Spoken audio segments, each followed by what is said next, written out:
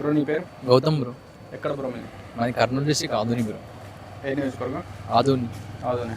Bro ఇప్పుడు ఏపీలో ఎన్నికలు వస్తున్నాయి కదా, నెక్స్ట్ సీఎం ఎవరయ్యే అవకాశం ఉంది? ಅವರು ఈ సిచ్యువేషన్ ప్రకారం చూసుకుంటే మ్యాక్సిమం వచ్చేసి టీడీపీ అనుకుంటున్నారు బ్రో. ఎందుకు టీడీపీ అనుకుంటున్నారు? ఎందుకంటే జగన్ చేశారు కానీ చాలా అభివృద్ధి పథకాలు ఎన్నో తెచ్చాడు, నవరత్నాలు అనేసి అన్నీ తెచ్చాడు కానీ స్కూల్స్కి ఆ నాడు నేడు అలాగే చేశాడు కానీ యూత్కి అంటూ ఎటువంటిది ఏం చేయలేదు. దానికోసం అందరూ టీడీపీ వైకే వెళ్తారు. అంటే వైసీపీ మేము గెలుస్తున్నామని సిద్ధం సభలు పెడుతుంది. అవును బ్రో, వచ్చారు జనాలు వచ్చారు కానీ మిగతా పల్లెటూరులు అలా వాళ్ళు అయితే వస్తున్నారు కానీ సిటీస్ వాళ్ళు కదా ఎడ్యుకేటెడ్ స్టూడెంట్స్ అయితే టీడీపీకి వెళ్ళిపోతున్నారు అనుకుంటున్నాను. ఎందుకు టీడీపీకి వెళ్తున్నా అంటే గత ఎన్నికల్లో 151 సీట్లు ఇచ్చిన జనాలు వైసీపీకి. అవును, ఈసారి ఎందుకు ఓడిగొట్టాలనుకుంటున్నారు అంటే ఒక ఛాన్స్ అని ఇచ్చారు ఆయనకు, చేశారు. స్కూల్స్ హాస్పిటల్స్ అవి మాత్రం చేశాడు కానీ యూత్కి ఎటువంటిది చేయలేదని మా అభిప్రాయం.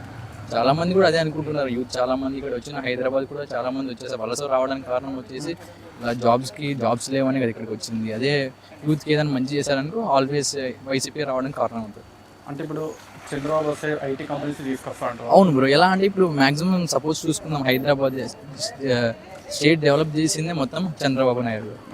అందుకోసం చంద్రబాబు వస్తే ఇంకా బాగుంటుందని అనుకుంటున్నాను. అంటే టీడీపీ జనసేన పొత్తులో భాగంగా అంటే పవన్ కళ్యాణ్ సీఎం అయితే బాగుంటుందో చంద్రబాబు సీఎం అయితే? బ్రో అదైతే చెప్పలేము, ఎందుకంటే వాళ్ళిద్దరు కలుస్తున్నారని చెప్పారు కానీ అది ఎంత వాస్తవమో అది అయితే అన్అఫీషియల్గా ఇంకా పెట్టి బయటికి రాలేదు. బయటకు వచ్చింది సీట్లు కూడా ఏదో బ్రో అయితే మాకైతే తెలియదు. అంటే టీడీపీ వస్తే బాగుంటుందని అనుకుంటున్నారు, ఫ్యూచర్ కూడా బాగుంటుంది అనేసి. నీ పేరు? ఉదయ్. బ్రో ఇప్పుడు ఏపీలో ఎన్నికలు వస్తున్నాయి కదా, నెక్స్ట్ సీఎం ఎవరయ్యే అవకాశం ఉంది? మేబీ చంద్రబాబు నాయుడు. ఎందుకు చంద్రబాబు నాయుడు? అంటే ప్రజెంట్ సిచ్యువేషన్ ప్రకారం అయితే జగన్ వచ్చిండు, ఏం చేసిండంటే ఓన్లీ స్కూల్స్ అట్లాంటివి డెవలప్ చేసిండు. మేబీ అండ్ ఇన్ పాస్ట్లో ఐటీ సెక్టర్ అయితే చంద్రబాబు నాయుడు చాలా బాగా చేసారు. ఇప్పుడు కూడా వస్తే ఏమన్నా ఇంప్రూవ్మెంట్ ఉంటుంది, మా స్టూడెంట్ లాంటి వాళ్ళకి జాబ్స్ వస్తాయి. ఇక్కడ ఏం చేస్తున్నాం? ప్రజెంట్ కోచింగ్ చేసుకుంటున్నాం. అంటే ఏం కోచింగ్ తీసుకుంటాం? Java full stock. అది ఇక్కడికి వచ్చి మేము ఇదంతా చేయం కాబట్టి అక్కడ జాబ్స్ వస్తాయి, అక్కడ ఐటీ సెక్టర్ డెవలప్ అవుతుంది.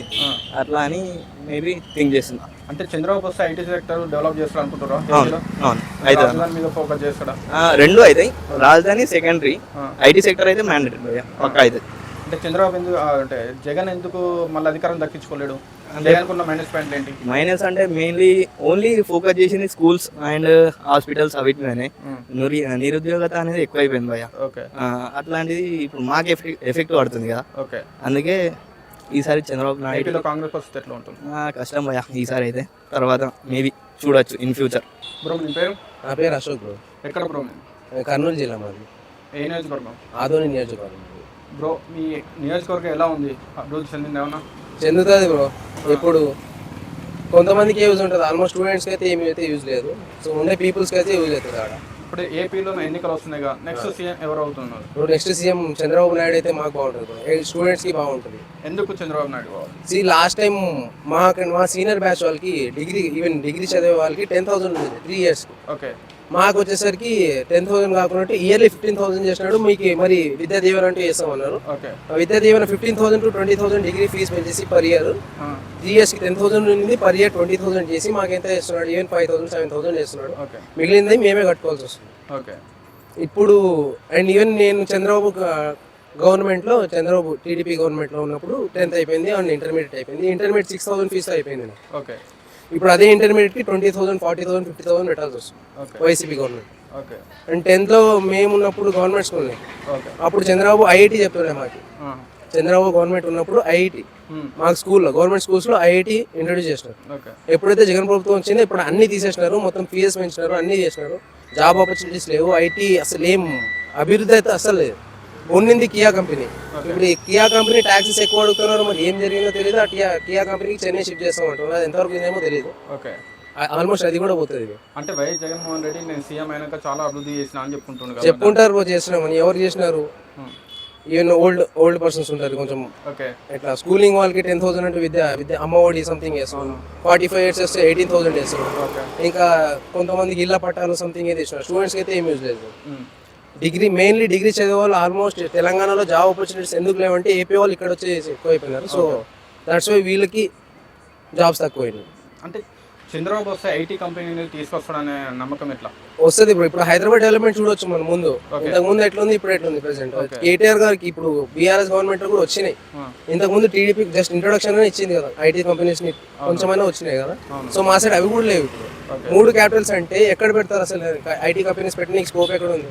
పెడితే వైజాగ్ లో పెడతామంటారు. ఇటు సైడ్ ఉండే వాళ్ళకి అటు సైడ్ ట్రావెలింగ్ చేయాలంటే చాలా లాంగ్ అయిపోతుంది. సో మా సైడ్ ఏదైనా డెవలప్మెంట్ జరిగితే పెడితే వస్తే రావచ్చు.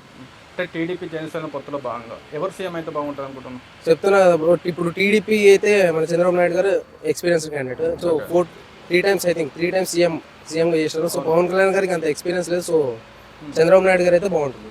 అంటే గత ఎన్నికల్లో వైసీపీకి 151 సీట్లు ఇచ్చిన జగన్ ఈసారి 100 సీట్లు కూడా ఇవ్వరంటారా? చెప్పలేం బ్రో. ఇప్పుడు ఆల్మోస్ట్ ఎమ్మెల్యే క్యాండిడేట్స్ మొత్తం చేంజ్ చేస్తున్నారు.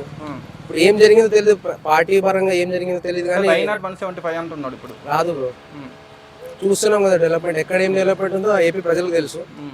సో వాళ్ళ చేతిలో ఉంటుంది. సార్ మీ పేరు? నా పేరు బేడి సత్యనారాయణ. సార్ ఎక్కడ సార్ మీ?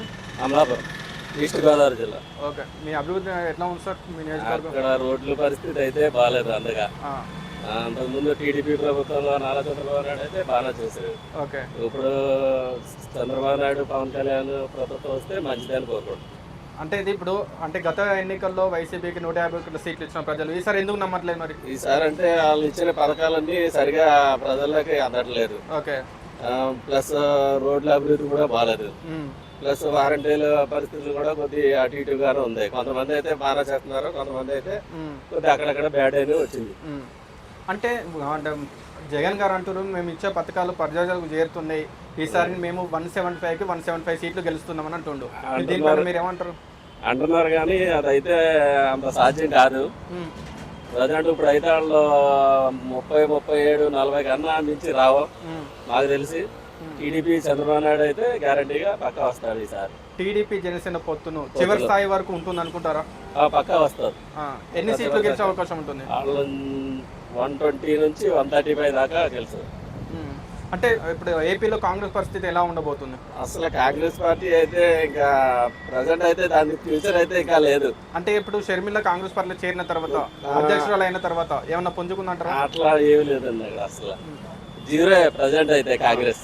అంటే ఇప్పుడు లాస్ట్ టైం నారా లోకేష్ గారు ఎన్నికల్లో ఓడిపోయారు, ఈసారి అసెంబ్లీలో అడుగుపెట్టే అవకాశం ఉంటుందా? ఉంటుంది, పక్కా గ్యారంటీ. ఎందుకంటే రోజా కూడా సీట్ ఇవ్వలేనట్టు ఉంది ఇప్పుడు ప్రజెంట్ అయితే. పక్కా లోకేష్ గారు అయితే వస్తారు. మంగళగిరిలో ఆళ్ళ రామకృష్ణ గారు ఉన్నారు కదా, అంటే గెలిచే అవకాశం ఉంటుందా? అంటే ఆయన సీనియర్ లీడర్ కదా వైసీపీ నుండి. సీనియర్ లీడర్ అయినా వైసీపీకి ఇప్పుడు వ్యతిరేకత ఎక్కువ ఉంది బాగా. ఓకే, దానివల్ల కూడా కొంత ఎంఐఎంలైనా కొంత వెనకడి వేయచ్చు వాళ్ళు కూడా.